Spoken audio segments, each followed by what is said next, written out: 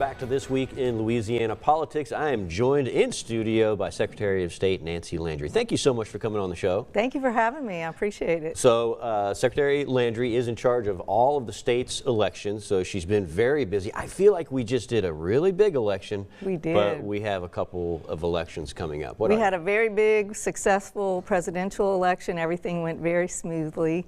And now we have a special election to replace two senators who were elected to other positions. So if you live in East Baton Rouge Parish or Lafayette Parish, you might have a special election for Senate District 23 in Lafayette and Senate District 14 in East Baton Rouge Parish. Senate District 14, that was the seat left vacant?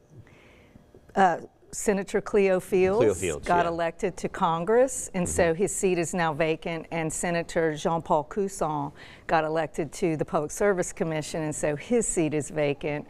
And so in order that when the legislative sessions, those areas are not left unrepresented, we're having a special election to fill those seats. We have early voting for that election? We do. Early voting is underway, and it goes until February 8th. And the election is on February 15th for those two Senate seats. Okay, and we also have a March election too. We do. We have our regular local municipal elections, but this year it's a statewide election because we have 4 constitutional amendments, and that's the March 29th election. And the deadline to register to vote for that election is February 26th. And that's to register in person or by mail, and then you can continue to register online up until March 8th for that election. Well, and speaking of people going to the polls, since you've been elected, you've been in office for about a year now? About a year, a little over a year. This entire time, I think you've been working to improve the election process in Louisiana. How's that effort going? That's right. We had a great year. We had 11 bills that went through the legislative session last year to improve election integrity, and all 11 bills passed, and the governor signed them into law, so we were excited about that. We're also, my priority this year is to get us a new voting system because our system is really aging, and it's over 30 years old now, and so we're having trouble finding parts for our machines. We have to cannibalize other machines now in order to get parts to fix them, and so it's really time for us to get a new system. Man, we got voting machines eating each other. That's not good. Okay, so we do have voting machines, though. These are not paper ballots going to voting machines. Are you getting new machines, and what does that bidding process look like? So we'll be creating a request for proposals for a new system, and the system that I'd like to see is one that employs both modern technology, so we have the speed and efficiency of modern technology, but it will also have a fully auditable paper trail. So it will create a paper ballot that can be kept and used for audits and to verify the results of the election. And if you have both of them, both the paper ballot and the electronic equipment, then they can be used to verify each other, and it's a great check and balance. So that's the system that I'd like to see us get. Yeah, well, we know that this entire system and this upgrade has been monitored and sort of guided by public hearings. Are there any more public hearings scheduled? We had several hearings with the Voting System Commission that was created in 2021, and they made a recommendation on the type of system. And then we just recently, we're in the process of promulgating our state standards, which the new law required us to do. And nobody came to those hearings. We did hold hearings, and nobody came to the hearing. And then once we finish that and those rules are promulgated, then we have to wait 30 days before we can issue the request for proposals. So that's where we are right now in the process, but we're still very hopeful that we will have an award in place by the end of the year and we can start phasing in the new system. Why do you think no one showed up to the meetings? I think that, you know, people have an interest, but it's really, when you get down to nuts and bolts, it's kind of wonky.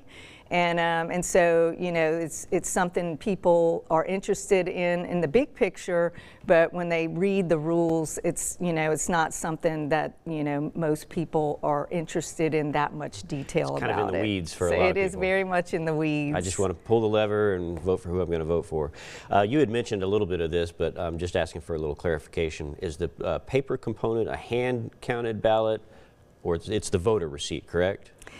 It's really not either one of those things. Okay. So it's a it's a ballot that allows, a paper ballot that allows the voter to verify that that is how they voted, and they get to look at that, and then that will be scanned and counted. But it's not something that they take with them and walk away with. It's kept under lock and key, and it's used to conduct risk-limiting audits after the election. And that's the gold standard of audits now, is a risk-limiting audit. So it's not going to be hand counted either, because the error rate with hand counting is just really high. Studies show that it's between 8% and 42%, and that's just not acceptable. So we will have some type of scanner that will tally the votes, and then we'll have the paper ballot as a backup to audit that and to conduct recounts. Is there a time frame for the bidding process? We have to follow the procurement laws. So once we create the request for proposals, we turn that over to the Division of Administration, and the Division of Administration follows the procurement statutes and does it according to the law. And when could we be voting on new machines?